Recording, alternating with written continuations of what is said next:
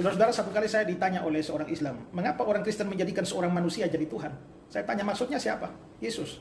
Yesus itu manusia yang dijadikan Tuhan. Saya bilang, kamu salah. Tidak ada orang Kristen yang menjadikan manusia jadi Tuhan. Bahkan kami percaya Tuhan pun tidak bisa menjadikan manusia jadi Tuhan. Yang kami percaya itu adalah Tuhan jadi manusia. Kalau manusia jadi Tuhan, mustahil. Tuhan jadi manusia, apa yang mustahil? Sekarang saya tanya, Tuhanmu orang Islam itu, ya, maha kuasa nggak? Maha kuasa. Maha kuasa itu apa? Artinya maha segalanya, bisa segala sesuatu, bisa. Sekarang saya tanya, kalau Tuhanmu mau jadi manusia, bisa atau tidak? Kalau tidak bisa, berarti Tuhanmu tidak maha kuasa. Kalau bisa, ya berarti dia bisa jadi manusia.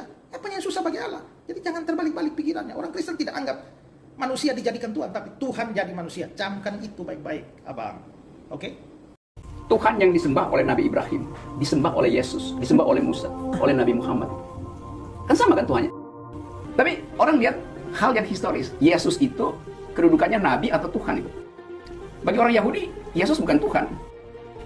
Bagi orang Kristen, Yesus adalah Tuhan. Jadi ketika Allah ditanyakan melalui Rasulnya, siapa nama Tuhanmu? Mustahil ada kalimat yang mengalir di lisan manusia dengan sifat-sifat ketuhanan. Kalau nama ini bukan berasal dari Allah, mustahil bisa memiliki sifat-sifat ini. Karena mesti beda antara konsepsi Tuhan dengan konsepsi makhluk. Antara Rabb dengan makhluk, antara Khalik dengan makhluk. Allah menyebut dirinya Khalik. Quran surah 15 ayat ke-28. Wa idh qala rabbuka lil malaikati inni Khalik, saya Khalik, kamu makhluk. Beda sifat Khalik. La ilaha illallah Muhammadun Rasulullah alaihi salatullah wa alihi wal ahibba. Assalamualaikum warahmatullahi wabarakatuh. Masih kembali di channel terbaru saya. Terima kasih pada teman-teman masih setia menonton, mendukung, menyaksikan konten dari channel ini. Mudah-mudahan kabar sahabat muslim di sini selalu dalam lindungan Allah Subhanahu wa taala. Amin ya rabbil alamin. Jadi tentunya kita sudah mendengarkan bagaimana cuplikan dari pendeta Esra Soru ini, di mana pendeta Esra Soru ini menjawab pertanyaan muslim. Kalau Tuhanmu maha kuasa, bisa berubah jadi manusia enggak? Kalau enggak bisa berubah jadi manusia, berarti Tuhanmu itu bukan maha kuasa. Kemudian kita juga di sini sudah mendengarkan ya bagaimana pendapat ahli filsafat ya, di mana Bang Rocky Gerung ini mengatakan Tuhan yang disembah oleh umat Kristen, umat Islam itu sama saja, tapi yang membedakan adalah manusianya. Kemudian kita juga bagaimana mendengar cuplikan dari Ustadz Hadi Hidayat. Jadi kepada teman-teman di sini jangan kemana-mana dulu, silahkan tonton sampai selesai agar kita tidak gagal paham. Tapi sebelum kita lanjutkan, silahkan tekan tombol subscribe-nya, bunyikan tanda loncengnya, dan silahkan dibagikan videonya. Selamat menyaksikan. Saudara-saudara, satu kali saya ditanya oleh seorang Islam, mengapa orang Kristen menjadikan seorang manusia jadi Tuhan? Saya tanya, maksudnya siapa? Yesus. Yesus itu manusia yang dijadikan Tuhan. Saya bilang, kamu salah. Tidak ada orang Kristen yang menjadikan manusia jadi Tuhan. Bahkan kami percaya Tuhan pun tidak bisa menjadikan manusia jadi Tuhan. Yang kami percaya itu adalah Tuhan jadi manusia. Kalau manusia jadi Tuhan, mustahil. Tuhan jadi manusia, apa yang mustahil? Sekarang saya tanya, Tuhanmu orang Islam itu, ya, maha kuasa nggak? Maha kuasa. Maha kuasa itu apa? Artinya maha segalanya, bisa segala sesuatu, bisa. Sekarang saya tanya, kalau Tuhanmu mau jadi manusia, bisa atau tidak? Kalau tidak bisa, berarti Tuhanmu tidak maha kuasa. Kalau bisa, ya berarti dia bisa jadi manusia. Apa yang susah bagi Allah? Jadi jangan terbalik-balik pikirannya. Orang Kristen tidak anggap manusia dijadikan Tuhan, tapi Tuhan jadi manusia. Camkan itu baik-baik, abang. Oke? Jelas. Jadi kita sudah mendengarkan bagaimana penjelasan pendeta Esra Soru, di mana dia mengatakan Tuhan yang maha kuasa itu Tuhan yang bisa menjelma sebagai manusia. Di video yang lain saya pernah mendengarkan penjelasan dari pendeta Esra Soru ini, di mana dia mengatakan Yesus itu disalibkan untuk menebus dosa manusia. Sedangkan Yesus sendiri tidak pernah mengatakan ketika aku disalibkan menebus dosa manusia. Kemudian pendeta Esra Soru ini pernah mengatakan di video yang lain, di mana dia mengatakan itu Yesus itu disalibkan untuk menghilangkan hukum Taurat. Sedangkan Yesus sendiri mengatakan, aku bukan untuk meniadakan hukum Taurat, tapi aku malah melengkapi hukuman Taurat itu. Jadi antara yang diceritakan oleh pendeta Esra Soru dengan kejadian yang ada di dalam Alkitab ini sangat berbeda dan sangat bertentangan. Sampai detik ini tidak ada satu ayat pun mengatakan Yesus itu disalibkan untuk menebus dosa manusia. Kalau kita mendengar penjelasan lain dari pendeta Esra Soru, di mana Tuhannya ini, Yesus ini hanya dikambing hitamkan karena dia tidak tahu apa-apa tentang masalah ini, tapi dia itu menjadi korban, dia itu digantikan. Artinya dia ini dikambing hitamkan. Kita lanjutkan. Pernah ditanya, Ustaz, kenapa Anda tidak mengakui Isa sebagai Tuhan? Isa kan Nabi, saya bilang. Tapi Isa kan luar biasa.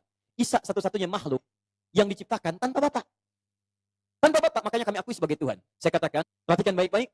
Kalau Isa ditetapkan sebagai Tuhan hanya karena lahir tanpa bapak, saya tanya kenapa Adam tidak ditetapkan sebagai Tuhan? Karena Adam lebih hebat daripada Isa, lahir tanpa bapak dan ibu. Lalu disampaikan kemudian, Ustadz, tapi kan Isa bisa menghidupkan orang mati. Lalu kami tegaskan, yang menghidupkan orang mati, makhluk mati bukan cuma Isa. Nabi Ibrahim pernah menghidupkan makhluk mati dengan izin Allah. Dan caranya lebih hebat dibanding Nabi Isa. Buka Quran surah kedua Al-Baqarah ayat 260, paling kiri sebelah atas. Wa idh qala Ibrahim rabbi arini kaifa tuhyil mauta. Ketika Ibrahim menyampaikan kepada Rabbnya, ya Allah, tolong tunjukkan pada saya bagaimana menghidupkan yang mati. Qala awalam tu'min, Allah berfirman, kamu enggak yakin dengan saya? Qala bala walakin liyatma'inna qalbi. Saya yakin ya Allah, tapi tolong tunjukkan supaya hati saya lebih tenang saja, supaya hati lebih tenang. Lihat baik-baik, kata Allah, ambil burung, potong-potong, kemudian tebarkan di setiap bukit, jadi setiap bagiannya pisahkan, simpan bukit 1, bukit 2, bukit 3. Thumma ud'uhunna ya'tinaka sa'ya. Kamu tinggal panggil, hei datang dengan izin Allah. Isa manggil, hei hidup dengan izin Allah. Ibrahim manggil, hei hidup datang dengan izin Allah. Nabi Isa menghidupkan yang mati, maaf masih utuh. Ditepuk, bangun dengan izin Allah. Nabi Ibrahim lebih canggih. Dipotong-potong dulu, disebar, dipanggil, hidup dengan izin Allah. Nyatu lagi dengan izin Allah Subhanahu wa taala. Lalu kami sampaikan, kalau Nabi Ibrahim menghidupkan yang lebih canggih dengan izin Allah, kenapa beliau tidak disebut sebagai Tuhan? Nah, makanya di sini, kemudian Allah menegaskan, inna, awas hati-hati, sungguh penciptaan Isa itu seperti halnya penciptaan Adam. Kamatsali Adam, seperti halnya penciptaan Adam alaihissalam. Maksudnya, sama-sama sebagai manusia, sama-sama bersumber dari ciptaan Allah Subhanahu wa taala. Alhamdulillah kita sudah mendengarkan bagaimana penjelasan dari Ustadz Hadi Dayat. Mudah-mudahan saudara kita yang non-muslim mendengarkan penjelasan ini. Jadi kepada teman-teman di sini, kalau Pendeta Esra Soru mengatakan Tuhan yang Maha Kuasa itu adalah Tuhan yang bisa menjelma sebagai manusia, apakah yang diurusi Tuhan itu hanya planet bumi ini? Sedangkan masih sangat banyak sekali planet itu. Mungkin di situ ada manusianya. Tapi kalau kita melihat di dalam Alkitab, di mana Yesus atau Nabi Isa sendiri mengatakan di dalam Alkitab, aku hanya diutus kepada domba-domba yang tersesat dari kaum Bani Israel. Di mana Alkitab ini banyak bertentangan dengan sains, teknologi, embriologi. Di mana di dalam Alkitab itu dikatakan fungsi gunung ini untuk menahan goncangan gempa. Kalau fungsi gunung ini untuk menahan goncangan gempa, otomatis orang yang tinggal di pegunungan tidak pernah merasakan gempa. Tapi buktinya lebih sering di pegunungan terjadi gempa. Tapi di dalam Al-Quran, fungsi gunung itu untuk menyetabilkan bumi. Itu adalah pasanya.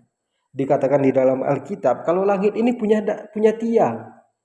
Sampai detik ini belum ada satu ilmuwan pun yang menemukan kalau langit ini punya tiang. Kalau langit punya tiang, otomatis pesawat yang lewat kan sudah menabrak tiang langit ini.